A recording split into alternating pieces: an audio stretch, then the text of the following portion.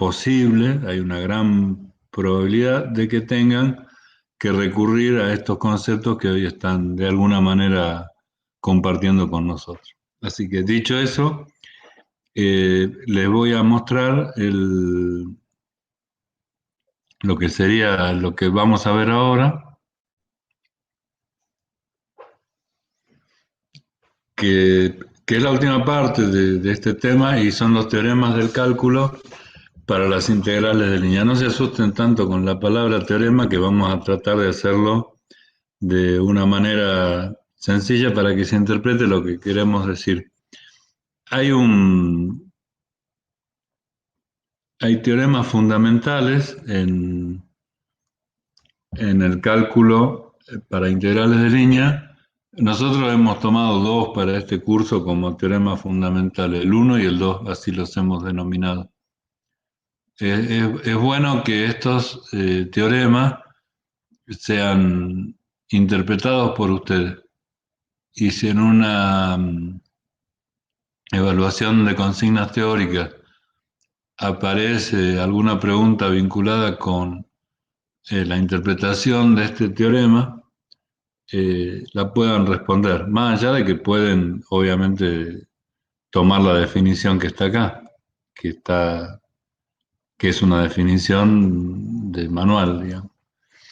Lo que dice el teorema 1 está relacionado con la integral de línea de un campo vectorial.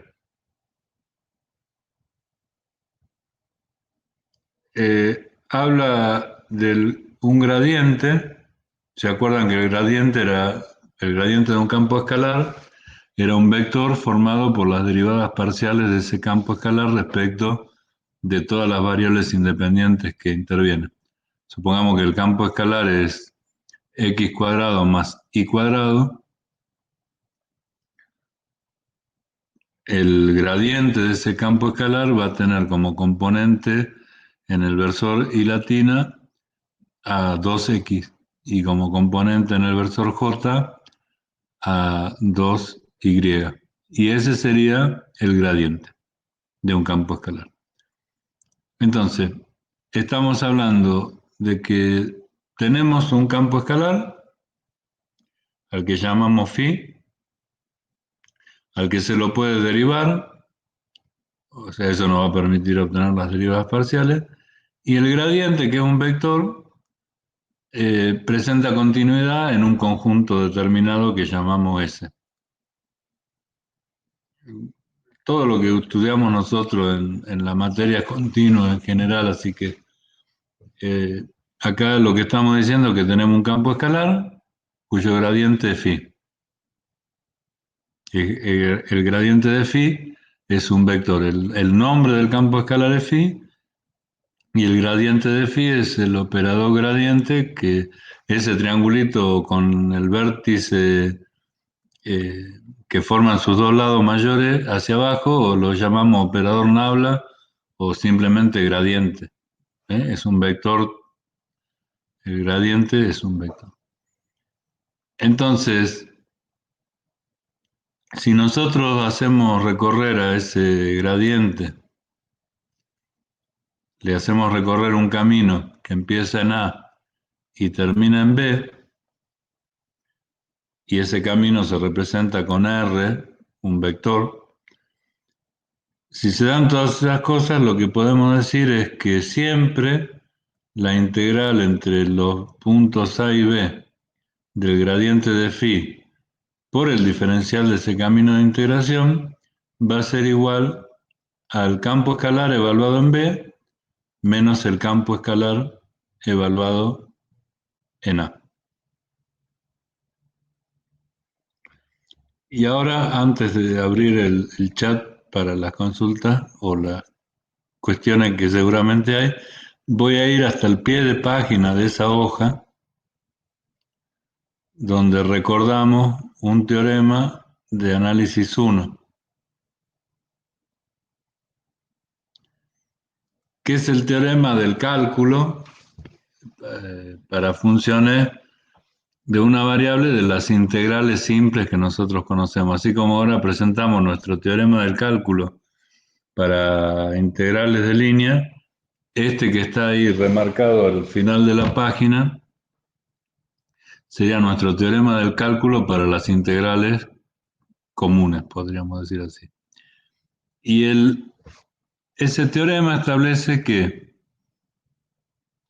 si nosotros integramos la derivada de una función respecto al diferencial de la variable independiente en un determinado intervalo AB, siempre el resultado va a ser el valor de la función en B menos el valor de la función en A.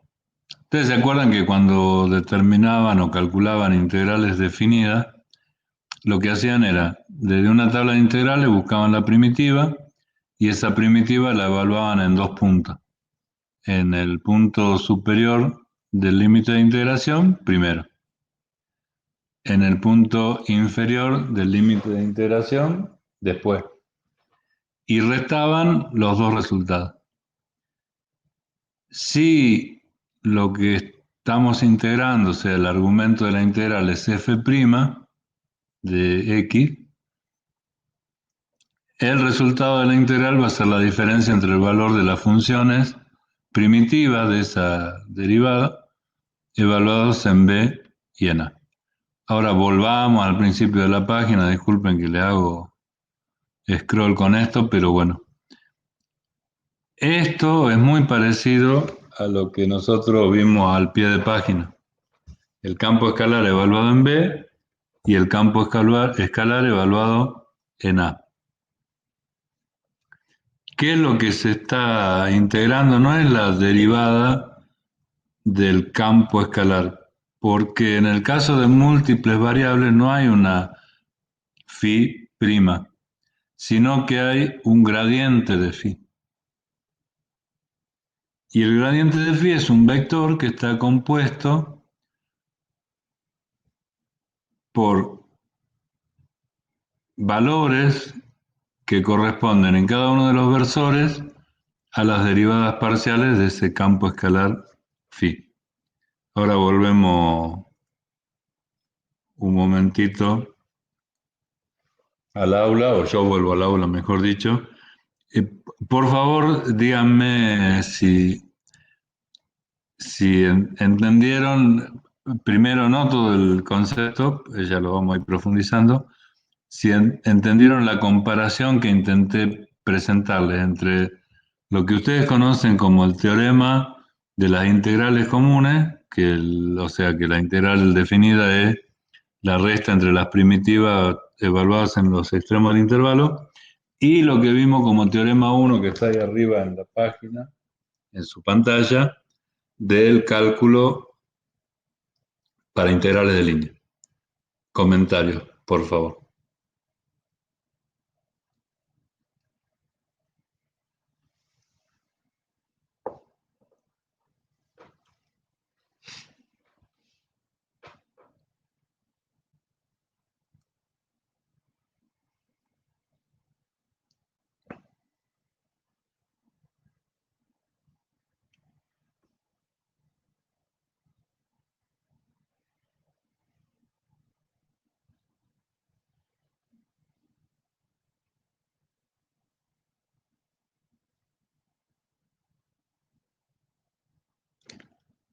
La analogía que hizo esclarece un poco más, dice Álvaro.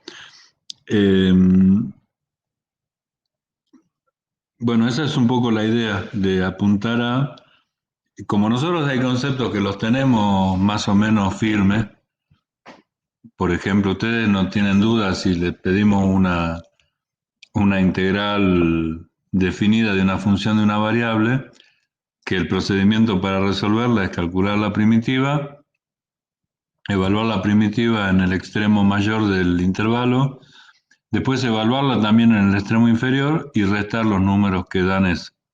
Más allá de que lo hagamos automáticamente y sin pensar en el teorema o el marco conceptual que valida eso que estamos haciendo, es un concepto que lo tenemos claro. A veces, si lo pensamos un poco más en profundidad, ustedes también saben que a ver, que la integral simple de una función de una variable representa geométricamente el área bajo una curva que forma la función entre dos puntos A y B. Ahora, si nos ponemos a pensar con un poquito más de profundidad, nosotros a esa área bajo la curva la vemos como una superficie que generalmente se la presenta sombreada y, y generalmente también se la vincula con funciones positivas, no negativas al menos.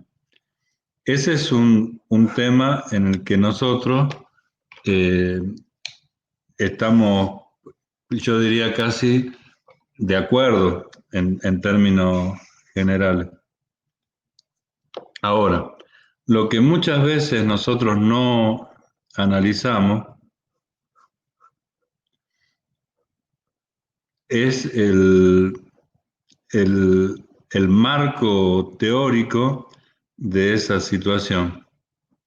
Ahora se los voy a mostrar, por eso estoy dibujando en este instante, en este preciso instante.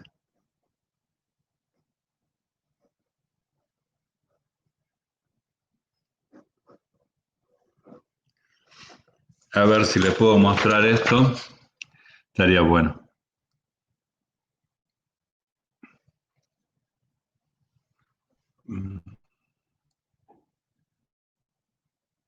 Bien. A ver, chicos, no sé, a ver, vamos a ver si enfocamos. Bien. Yo estoy viendo el chat. ¿Ahí ven la figura?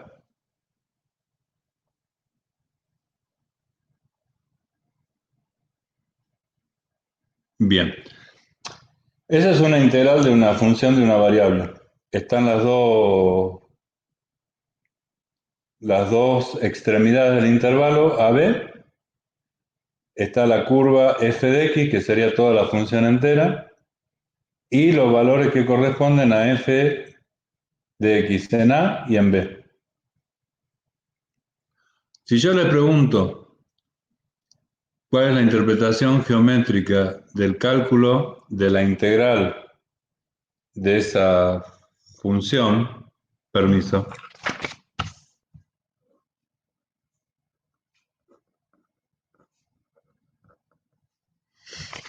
o sea, lo que ahora escribí arriba, si yo le preguntaría qué representa la integral esa que está arriba, ustedes muy probablemente me van a decir, y yo también, ¿no es cierto? Por supuesto diría eso, que representa la medida de la superficie de la región A. ¿Están todos de acuerdo con eso?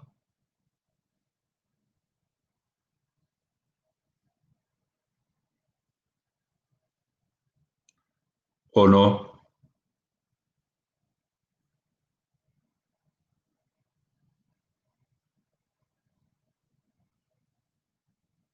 Uno por lo menos está de acuerdo, lo cual es, bueno, es un avance importante.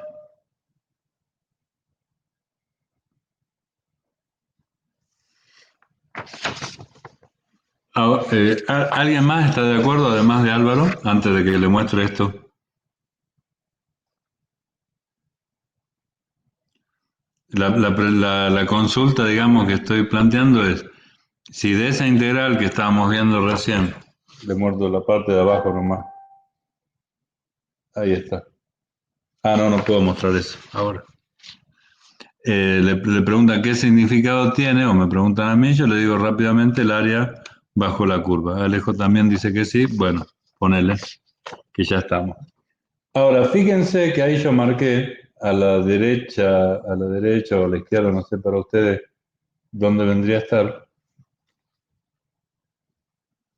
Eh, ahí vamos. Bueno, ahí yo marqué una línea o una cota que representa la diferencia entre f de b y f de a.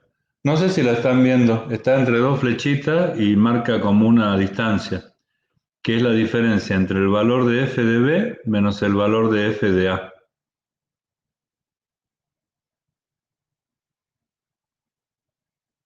Se ve. Bueno, el número real que da esa diferencia,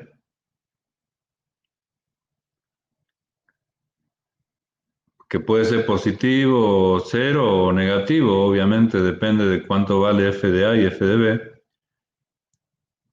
Para ustedes, ¿vale lo mismo que el número que deja encerrada la curva con el eje de las x considerando el área? O sea, f de b menos f de a, el número que da esa diferencia, ¿vale lo mismo que el número a que marca el área de esa región para ustedes?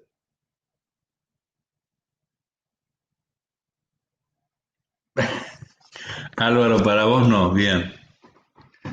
Y parecería que, no sé, está como complicado comparar esas dos cosas, ¿no? Para alguien le parece que son iguales el área y el segmento que determina la diferencia entre f de b y f de a. No es igual, dice Alejo. Está cuestionando lo más profundo de la teoría matemática desde Newton para adelante.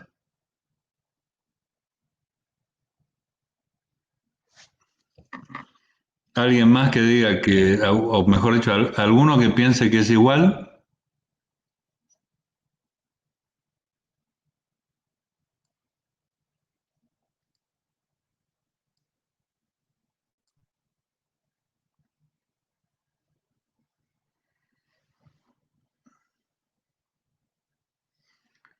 Bueno,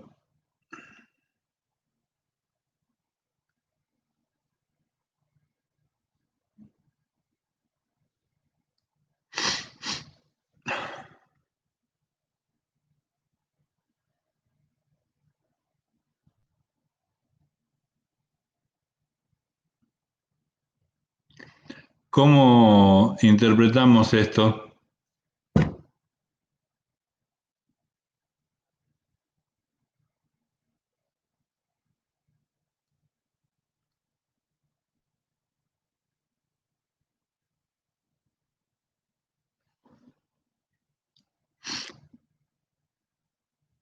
A ver, Álvaro y Alejo, que entienden que no es igual la fórmula que yo planteé, f de b menos f de a igual a, como resultado de la integral, tratemos de encontrar la explicación para cerrar un poco este concepto antes de pasar a las integrales de línea. O sea, la fórmula que yo puse en el papelito, en la pantalla o en el papelito,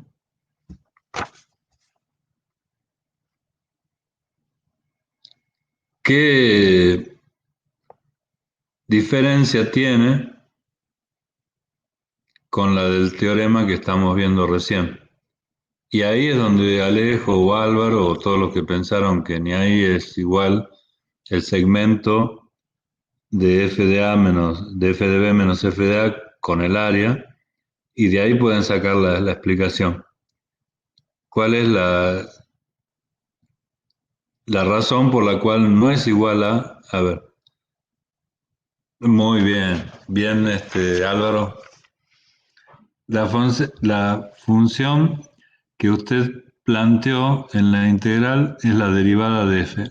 No, es f. De ahí es que nosotros podemos decir que no es igual. Distinto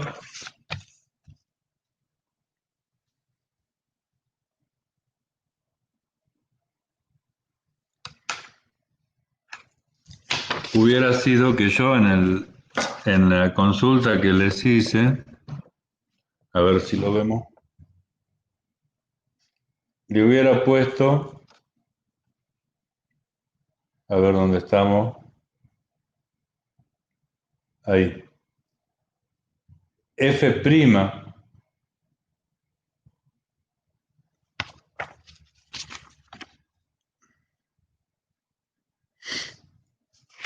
como la integral. Y en ese caso, ¿qué dirían de lo que está escrito ahí abajo?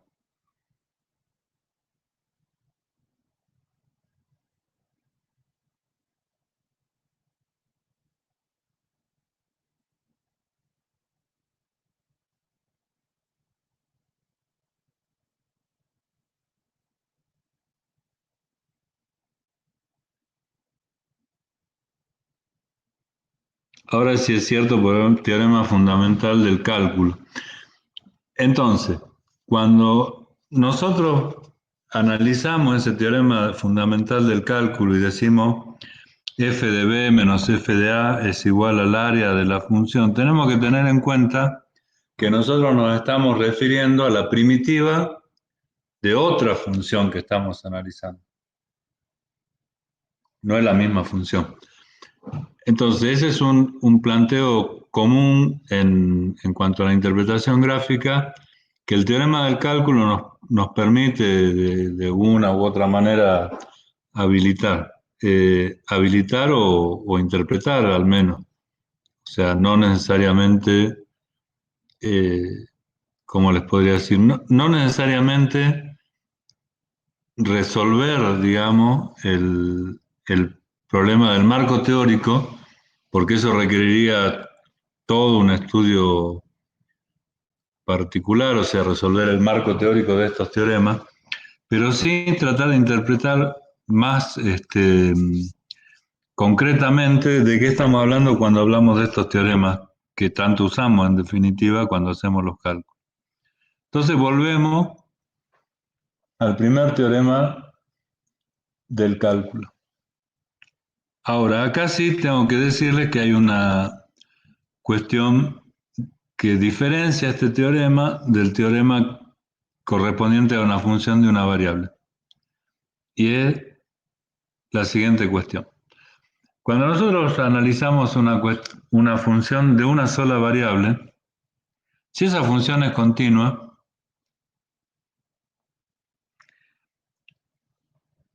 si esa función es continua, en general, y para la enorme mayoría de los casos, dada cualquier función, nosotros vamos a poder encontrar una derivada. Y también, dada cualquier función, vamos a poder encontrar una integral o una primitiva, para decirlo más precisamente. A menos que por una cuestión de cálculo, digamos, de dificultad nuestra propia, no individualmente, sino que no tengamos fórmulas para resolverla, a menos que eso ocurra, siempre dada una función, nosotros vamos a poder encontrar su derivada. Y siempre dada su derivada, nosotros vamos a poder encontrar una primitiva, más fácil o más difícil. Cuando hablamos de campos escalares, de funciones de varias variables, resulta que no siempre un vector va a ser el gradiente de un campo escalar. O sea, nosotros podemos calcular el gradiente de cualquier campo escalar, que sería como calcular la derivada de cualquier función. ¿Por qué? Porque sacamos las derivadas parciales y escribimos el vector gradiente. Ahora, la inversa no es cierta. Dado cualquier vector, no necesariamente vamos a poder encontrar el campo escalar cuyo gradiente sea ese vector. ¿Por qué? Y bueno, muy sencillo. Porque para que el vector sea el gradiente de un campo escalar, tenemos que encontrar un campo escalar cuyas derivadas parciales sean exactamente las componentes del vector. Y eso no se da, obligatoriamente como en el caso de funciones de una variable. ¿Entendieron eso último que dije? O sea, no es lo mismo la relación entre primitiva y derivada y función para una función de una variable, que siempre la encontramos, que campo escalar, gradiente de un campo escalar para funciones de variables que no siempre podemos encontrar a partir de un gradiente, de un vector, un campo escalar cuyo gradiente sea ese vector. Si no entendieron, eh, por favor me dicen.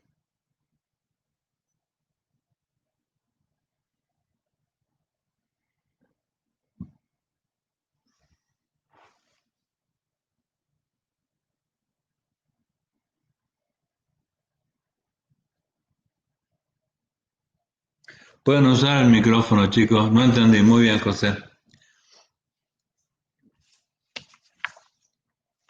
El,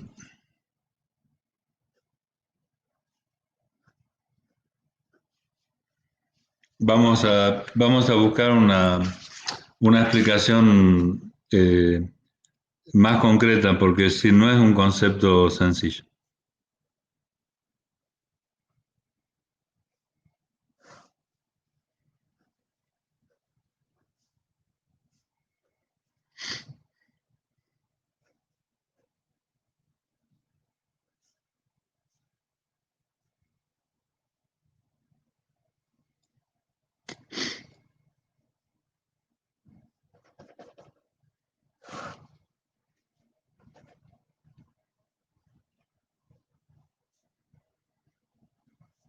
Un segundito, ¿no? Por favor, chicos, no se...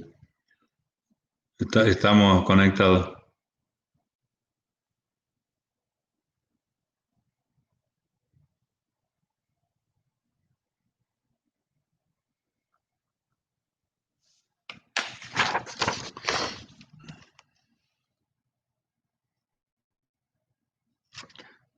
Bueno, de vuelta al papelito.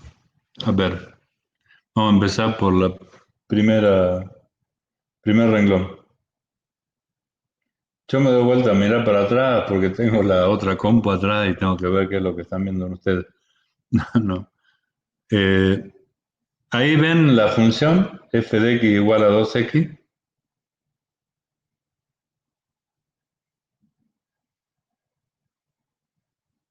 Bueno, esa es una función que podríamos decir continua para todo x, una función de una variable. Siempre van a poder encontrar la derivada de esa función.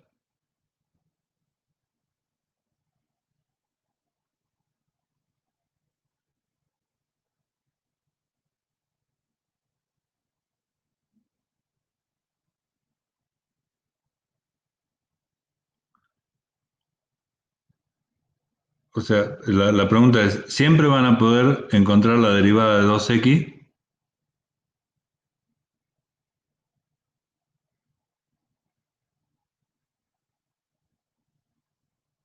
o no?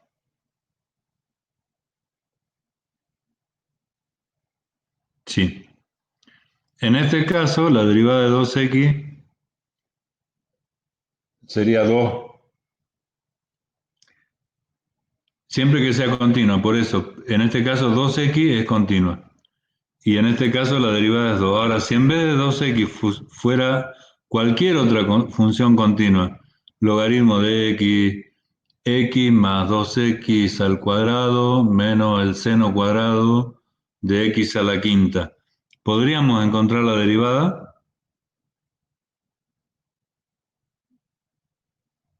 Sí. A veces con más facilidad, a veces con menos facilidad, a veces capaz que no la podemos calcular porque se nos escapa nuestros métodos, digamos, para derivar o no los conocemos, pero en teoría nada impediría que derivemos una función cuando es continua. De la misma función que estamos viendo que es 2x, siempre podríamos determinar la primitiva, o sea, de la misma función que es 2x, siempre podríamos determinar la primitiva.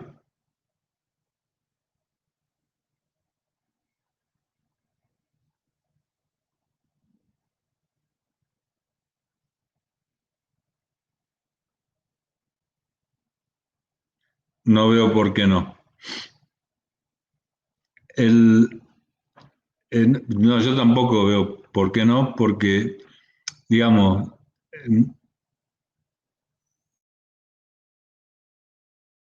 si es 2x la función, la podemos encontrar, que es 4x al cuadrado, si no me equivoco.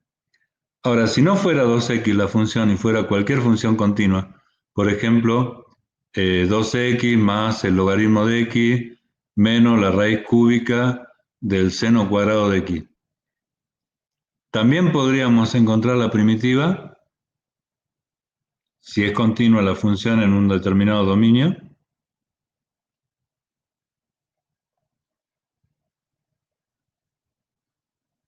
Sí, capaz que en la práctica, cuando nos podemos resolver el ejercicio, nos cuesta, pero en general sí la podemos calcular.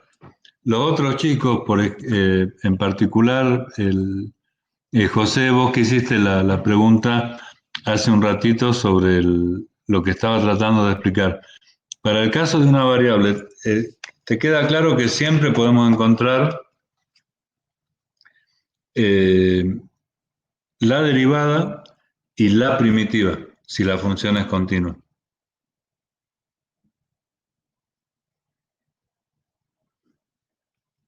Bien, perfecto.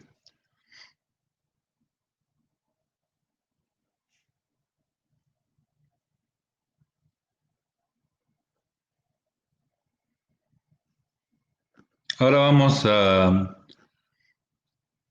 volver de alguna manera al análisis que estábamos viendo del teorema 1 del cálculo y vamos a ver por qué no podemos repetir el mismo concepto que estamos analizando para funciones de una variable para el cálculo eh, justamente de funciones de de más de una variable y en integrales de línea. Vamos a empezar por el primer renglón. Acá tenemos la función, que en este caso, uy, qué difícil enderezar esto. Bueno, tenemos la función que en este caso sería un campo escalar de dos variables. No sé si la ven la función ahí, yo no la veo nada.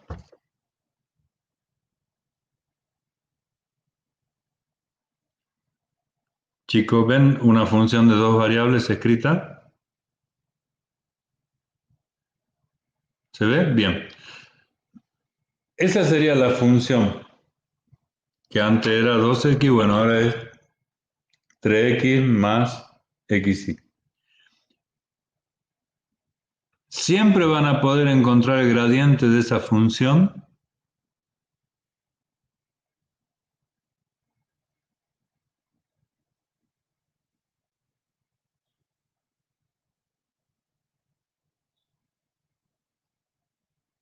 Recuerden que el gradiente es un vector cuyas componentes son las derivadas parciales de la función respecto de cada una de las variables independientes. Sí, porque son funciones escalares y derivables.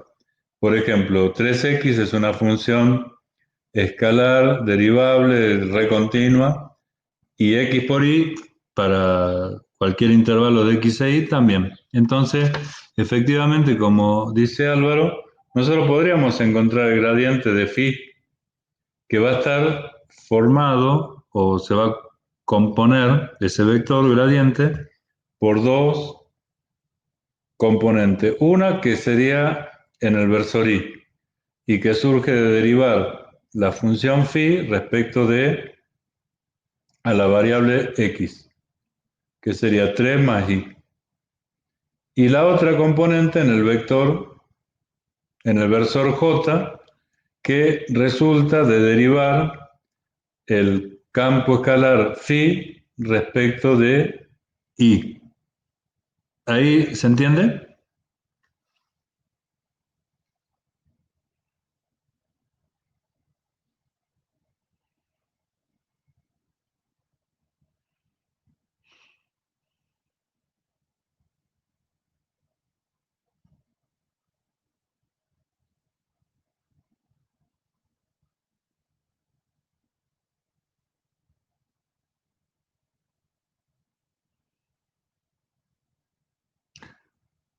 Alejo, sí. ¿Y José?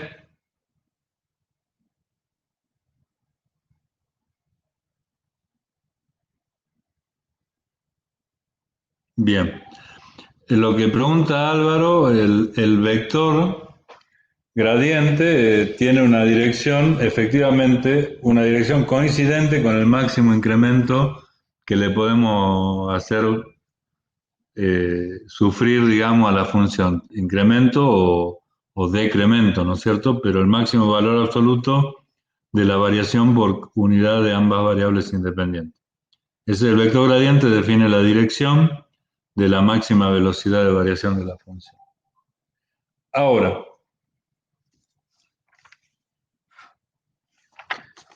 olvidémonos del primer renglón. Ahí tenemos el gradiente, ¿no es cierto? Eh, ¿Cómo ustedes determinarían la primitiva de ese gradiente, por decirlo de alguna forma, relacionada con lo que vimos para una variable? ¿Cómo determinarían la función escalar phi cuyo gradiente sea el que está en la hoja? No sé si está claro lo que le estoy preguntando, disculpen chicos. O sea, nos olvidamos del primer renglón que vimos recién, que era el campo escalar, cuyo gradiente es el que están viendo ahora. Vamos a la inversa. ¿Cómo calcularían el campo escalar cuyo gradiente es el que están viendo?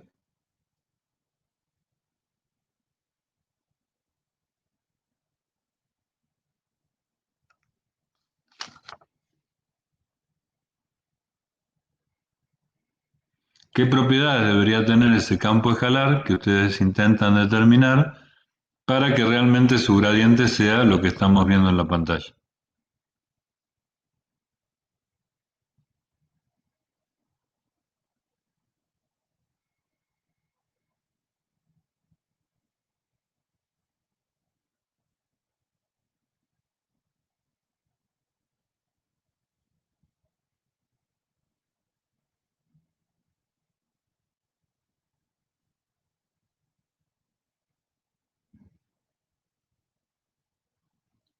¿Qué pasó? Se rompió la fibra óptica de Tucumán hacia el norte, por Dios. Chicos, hola, hola.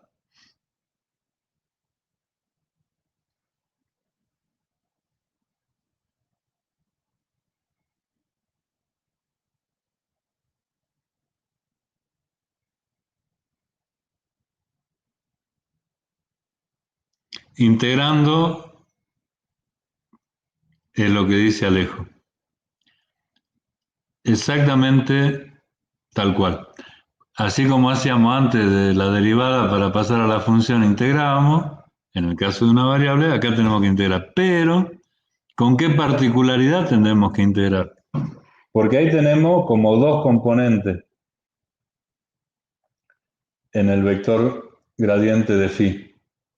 ¿Y cómo se te ocurre, Alejo, que debería ser la integración para llegar al campo escalar que estamos buscando?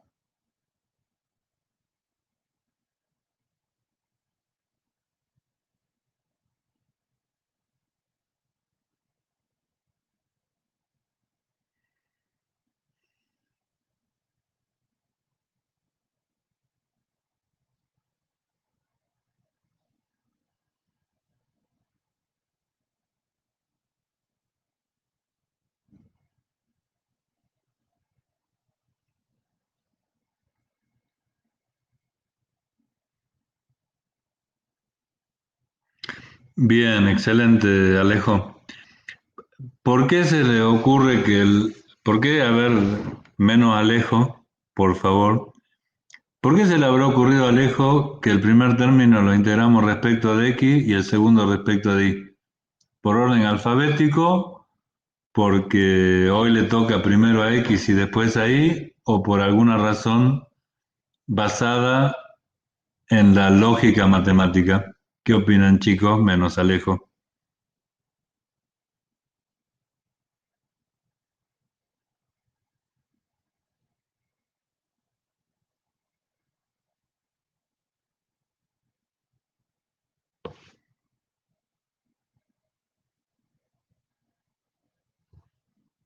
Porque el primer término muy bien, Álvaro, el primer término se derivó respecto de que luego respecto de y para el segundo término, ¿no? Bien.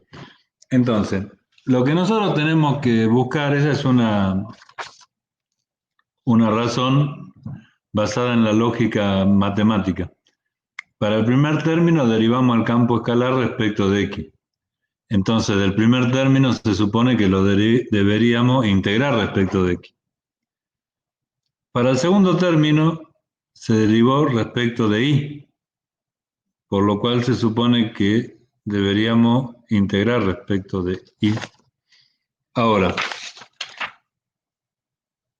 el primer término es 3 más i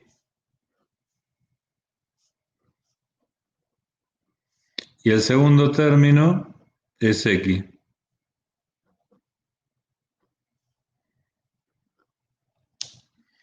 Con lo cual, lo que dice Alejo, con, con el fundamento que da Álvaro, nos quedaría planteado así, esas dos integrales, que las podemos resolver, ¿no es cierto?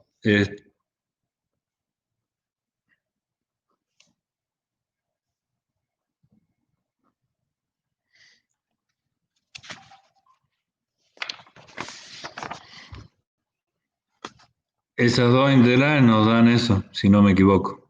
A ver, ustedes chicos, chequen, por favor.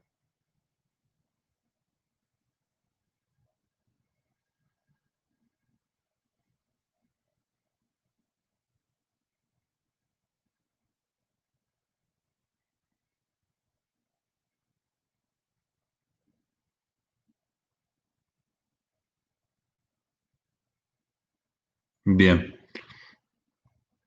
Ahí lo que vemos que nosotros integrando en ambos, digamos, las funciones escalares que están en cada componente, obtenemos lo que vendría a ser dos integrales sueltas. Pero nosotros lo que estamos buscando es phi, o sea, el campo escalar, que nos dé como gradiente el que nosotros pusimos eh, de alguna manera como resultado de derivar el campo escalar. Entonces, ahí lo que vemos es que integrando respecto de x tenemos 3x más xy. Integrando respecto de y tenemos xy. O sea que lo que es común de esas dos fórmulas sería sería x por y lo que no es común, 3x. Uniendo todo, la función es 3x más xy. Y esa función siempre va a tener como gradiente el delta phi. El, perdón, el gradiente de phi. Delta al revés, ¿no? O sea, integrando cada uno de las componentes del vector gradiente respecto de x y respecto de y, podemos obtener el campo escalar buscado. La pregunta es, siempre que integremos un vector,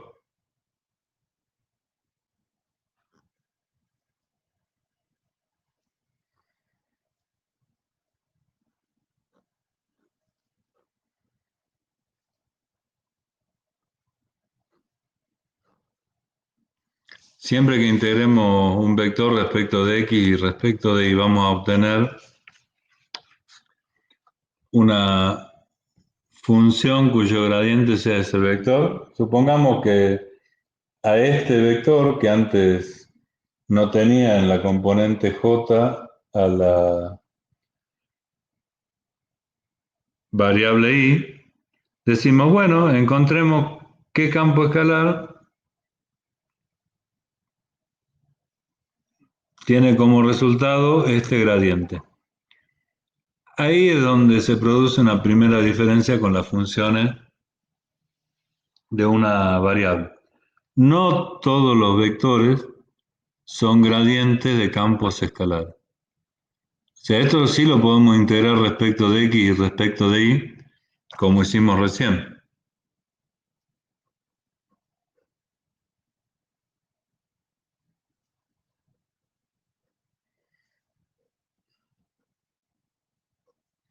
Y nos va a dar una determinada, eh, un determinado resultado.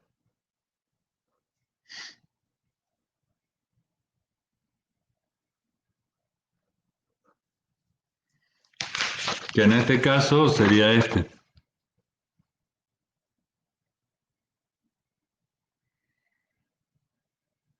Ahí nosotros tenemos, a diferencia en el caso anterior, bueno, tenemos valores diferentes que tendríamos que ver si forman digamos, un gradiente, por decirlo de alguna manera. Nosotros partimos de este vector y queremos ver si este campo escalar que queda con esas primitivas tiene como gradiente ese vector. ¿Podemos escribir ese campo escalar? Y sí podemos.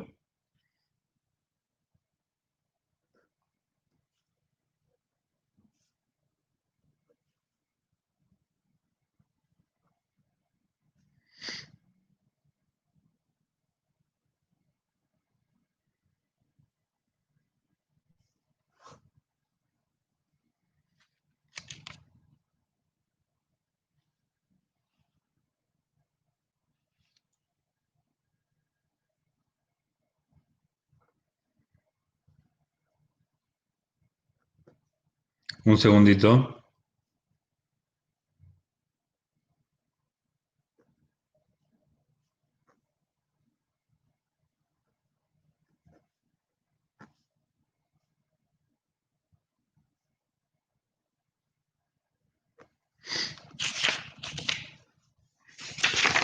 Si nosotros derivamos respecto de x y respecto de y ese campo escalar que encontramos, nos darían estas componentes en el versor y en el versor j, que claramente no son las mismas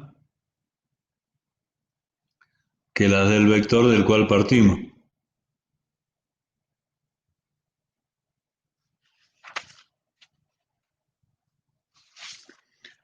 Ahí es donde tenemos una primera diferencia respecto de las funciones de una variable. Esta parte, o sea, este punto que ahora vamos a completar, implica que hay una, si bien conceptualmente es lo mismo el teorema del cálculo para las funciones de una variable y para las de varias variables, y en particular para las integrales de línea, lo que vemos es que hay una cierta diferencia a medida que vamos avanzando en el número de variables. ¿Entendieron este último concepto? No todos los vectores son gradientes de campos escalares dados. Puede haber un vector cuyas componentes no provienen de derivar respecto de x y respecto de y un campo escalar.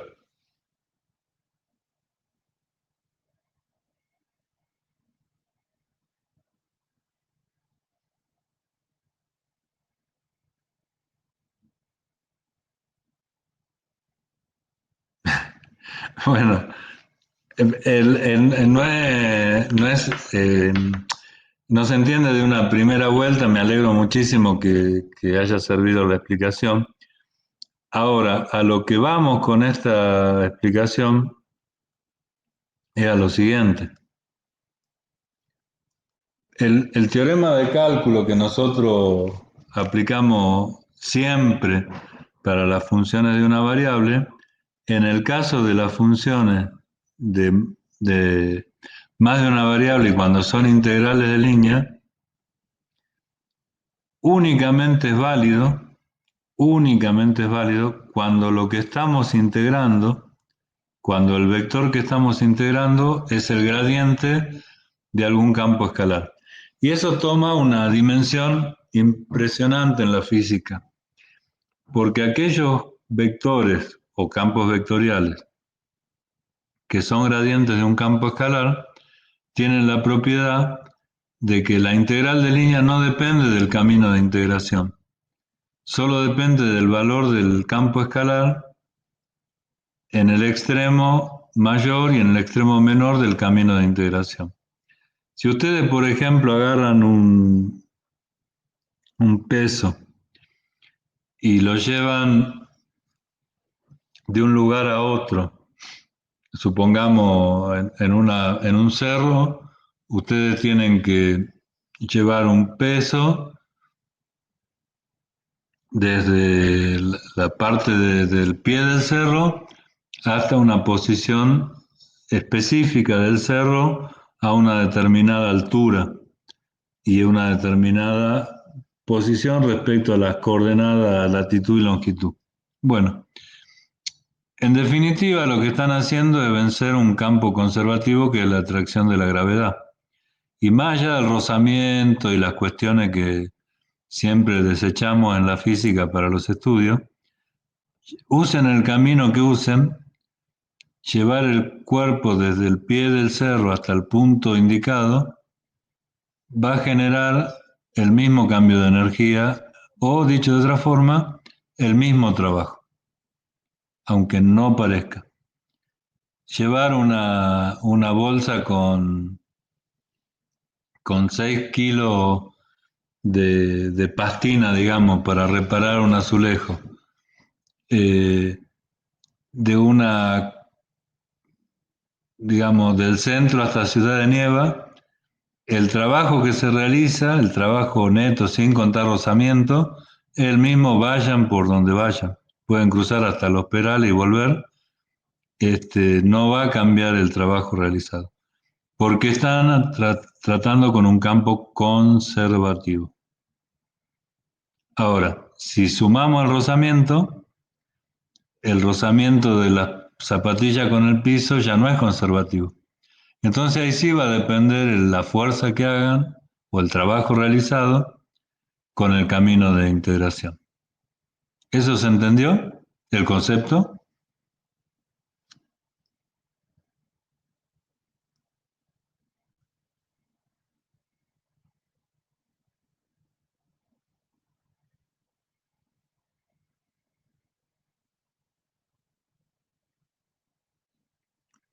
Los campos conservativos son, por ejemplo, la gravedad, el campo electromagnético de la Tierra, eh, son campos conservativos.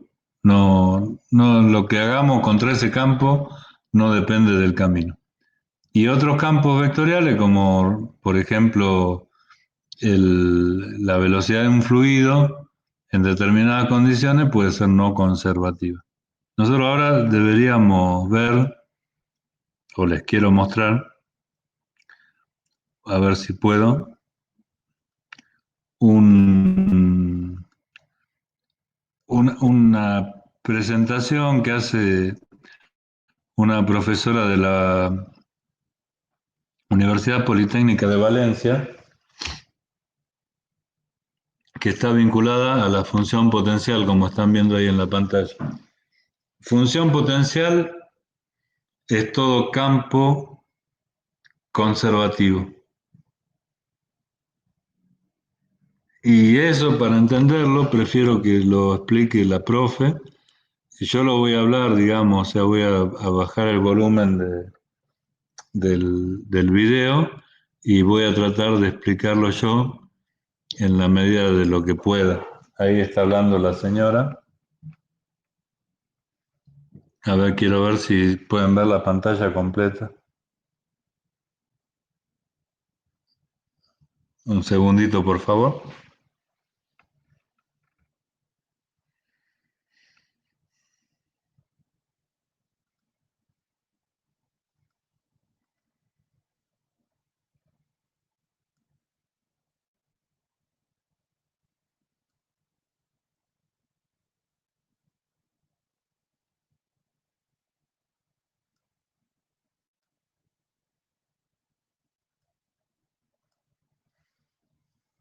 Bueno, ahí más o menos se ve.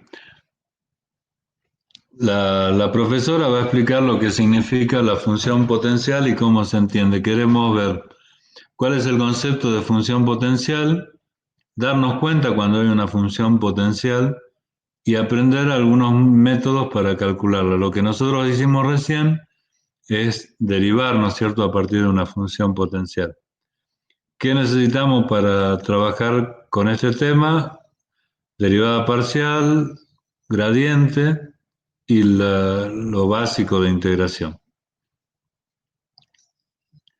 La función potencial, eh, como nosotros estábamos tratando de ver recién hace un ratito, es una generalización del concepto de función primitiva, de una función de una variable x a dos funciones, o sea, un campo escalar de dos variables. Lo que antes era la primitiva de f de x, ahora estamos hablando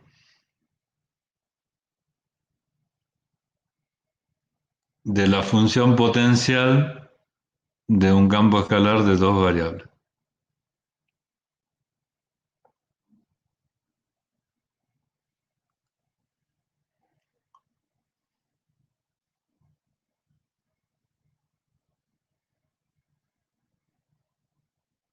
Todo lo que hicimos al integrar respecto de x y respecto a y estaba, digamos, orientado a determinar justamente la función potencial.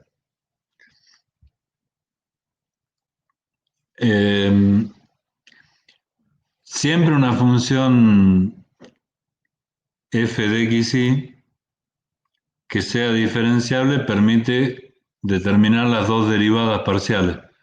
Es decir, acá se usa la notación derivada número 1 respecto de x, vendría a ser para nosotros, y derivada número 2 respecto de y, vendría a ser para nosotros. Ahora, si nosotros estamos buscando la función potencial, vamos a partir de dos funciones, P y Q, que vendrían a ser los resultados de la derivada de una función h, que para nosotros vendría a ser esa función potencial.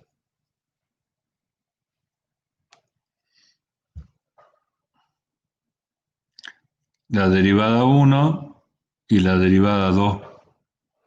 Esa función h de xy va a ser justamente la función potencial que estamos buscando.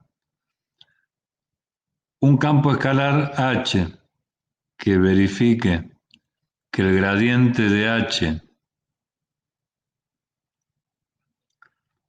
o que existe, digamos, el gradiente h y que sea igual a P y Q, a las funciones que nosotros estamos diciendo que son las derivadas de esa h, lo llamamos función potencial de P y de Q. Entonces, un campo escalar que verifique que su gradiente tiene como componentes las derivadas parciales de ese campo respecto de x y respecto de y, lo llamamos función potencial de P y Q.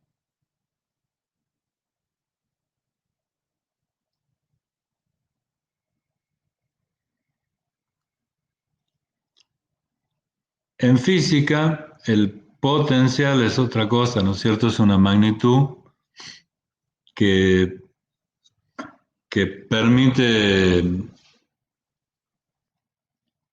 mostrar eh, cómo actúa sobre una magnitud diferente. Por ejemplo, el potencial eléctrico actúa sobre una carga eléctrica, el potencial gravitatorio actúa sobre nuestros pesos. En el caso matemático, nosotros denominamos función potencial a la función que nos permite conocer la intensidad de un campo de fuerza, por ejemplo. Un campo conservativo lo definimos en física, por ejemplo, de tal forma que ese campo F corresponde al gradiente de una función escalar F. Y ahí tenemos la definición de la función potencial, que no es nada más ni nada menos lo que estamos tratando de explicar. O sea, si nosotros tenemos dos funciones escalares, sus derivadas parciales existen y son continuas, decimos que h es la función potencial de P y Q, siempre que la derivada de h sea P y respecto de x, ¿no es cierto? La derivada de h respecto de x sea P y la derivada de h respecto de y sea Q. Ahí definimos matemáticamente lo que es una función potencial.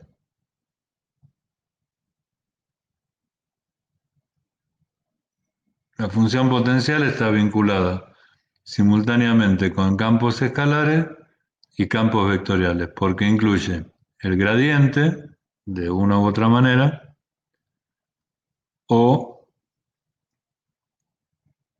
eh, el campo escalar, o sea, las dos cosas, un campo escalar y un campo vectorial. La condición necesaria para que P y Q tengan una función potencial es que la derivada respecto de y de P sea igual a la derivada de x de Q. O sea, las derivadas cruzadas de los dos componentes del vector que genera el gradiente tienen que ser iguales. Eso se demuestra, ¿no es cierto? Está en la guía de trabajos prácticos. Pero es una condición necesaria para que un vector sea el gradiente de un campo escalar. Estamos hablando de funciones de dos variables. Un vector cualquiera va a tener dos componentes, una en el versor y, latina, y una en el versor j. La componente en el versor y la estamos llamando p y la componente en el versor j la estamos llamando q. Lo que dice la profesora es que si la derivada de p respecto de y es igual a la derivada de q respecto de x para cualquier vector, ese vector es el gradiente de un campo escalar.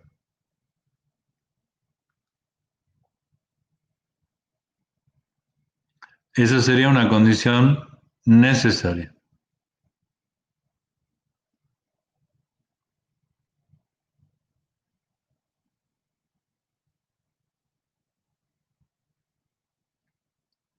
Esto es lo que habíamos visto cuando vimos que las derivadas parciales cruzadas son iguales, el teorema de Schwarz, que nosotros no lo vimos como teorema de Schwarz específicamente, pero sí habíamos visto las propiedades de las derivadas de funciones de varias variables, que las derivadas cruzadas son iguales. Uy, se quedó la hice quedar a la profe.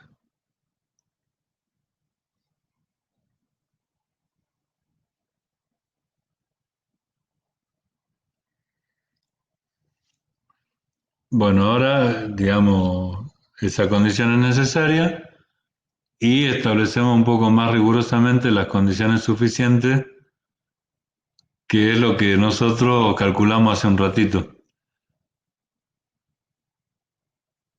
¿Cómo llegábamos a al campo escalar, que en este caso se llama h, integrando respecto de una de las variables y después respecto de la otra. Que eso es lo que hicieron ustedes hace un ratito para encontrar. Entonces, ya la condición suficiente es que el resultado se dé, más que suficiente, digamos. Pero está planteado rigurosamente en este sentido. Acá hay un ejemplo, cómo calculamos la función potencial si las componentes del vector son x cuadrado más y cuadrado, x cuadrado y cuadrado más y al cubo. Nosotros lo que hicimos recién fue integrar respecto de x y respecto de y ver cómo funcionaba, si eran iguales, si había que sumar algo. Ahora la profe lo que va a hacer es cómo determina esa función potencial.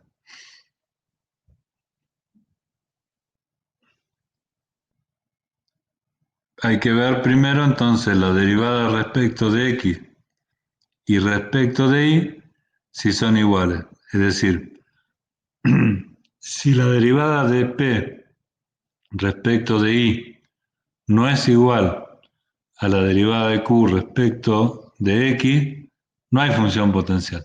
Entonces no la vamos a poder calcular claramente, porque directamente no existe. Ahora acá viene un ejemplo en donde sí ya la profesora sabe que existe la función potencial, hace las derivadas cruzadas y le da lo mismo, el mismo valor. Entonces dice, sí existe la función potencial y la podemos, en consecuencia, la podemos calcular. Hay distintos métodos, por supuesto, pero los más razonables son los de integración.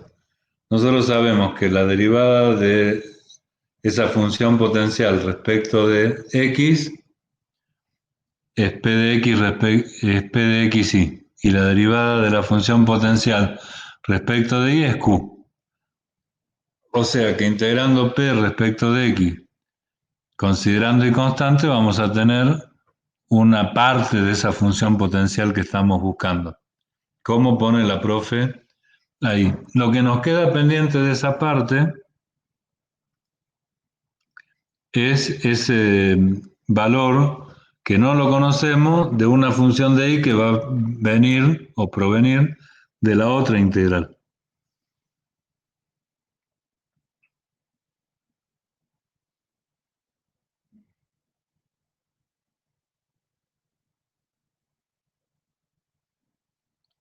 Bueno, ahora tenemos que obtener Q.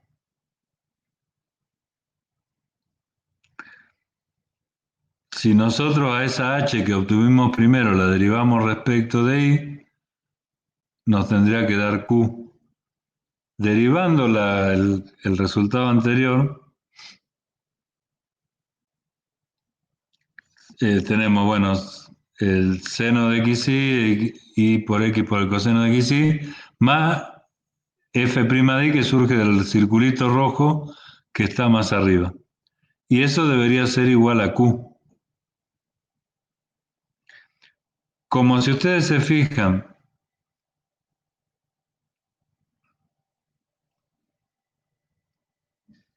los,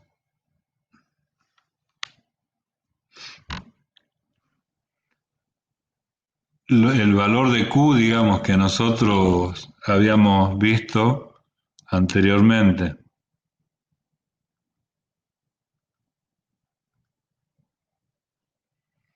en el problema original, que era seno de xy más xy coseno de xy, está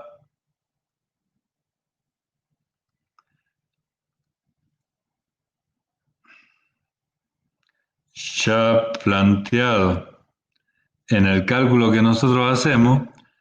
Nosotros ya lo tenemos a Q con el valor que nos dieron. Por lo tanto, esta f' de i que tenemos ahí debería valer cero.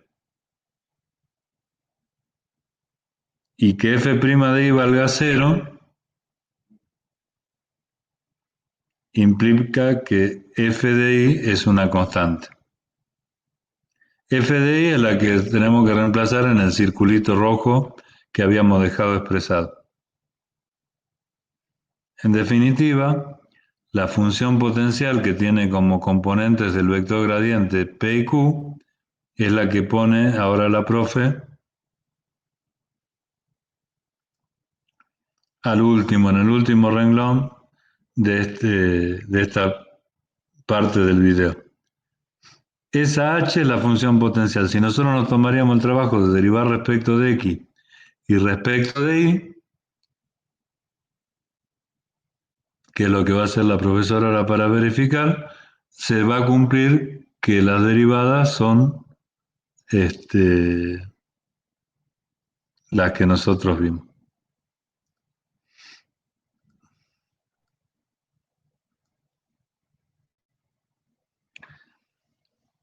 Ese video, de alguna manera, lo intenta mostrar, así con algún ejemplo concreto, el concepto de función potencial. Y los teoremas que están a continuación en la guía de cursada, todos están referidos o vinculados con este concepto.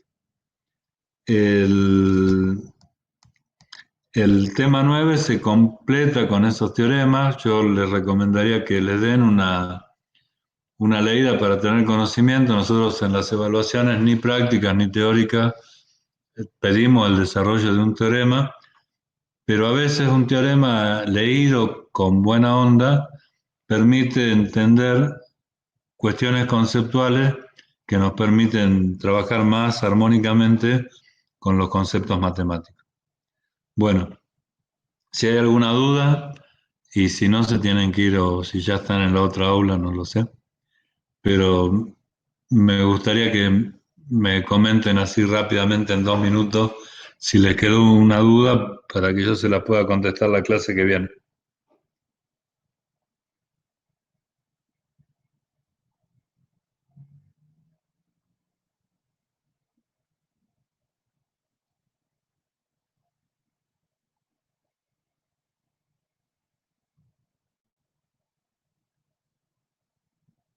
Sí, adelante. No te, a ver, ¿cómo hago? Espera.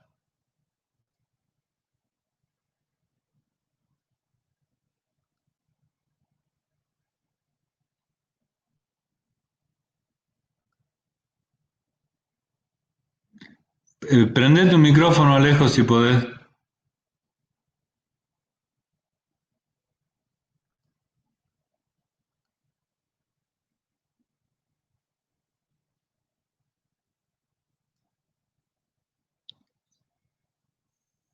Eh,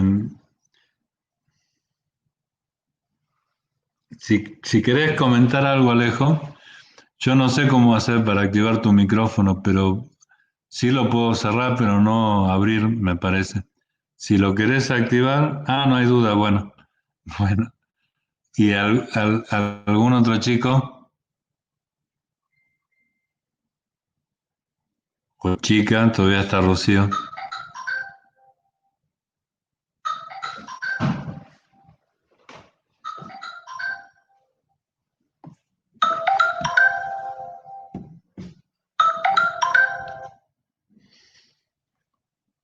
Por ahora no. Bueno, bueno chicos, el martes, si todo marcha bien, nos vemos a las 8. Vayan a la práctica ahora, por favor. Muchísimas gracias, como siempre, por participar de estas clases, en donde todos aprendemos un poquito. Muchas gracias, chicos, y nos estaríamos viendo el martes. Buenos días. Cuídense.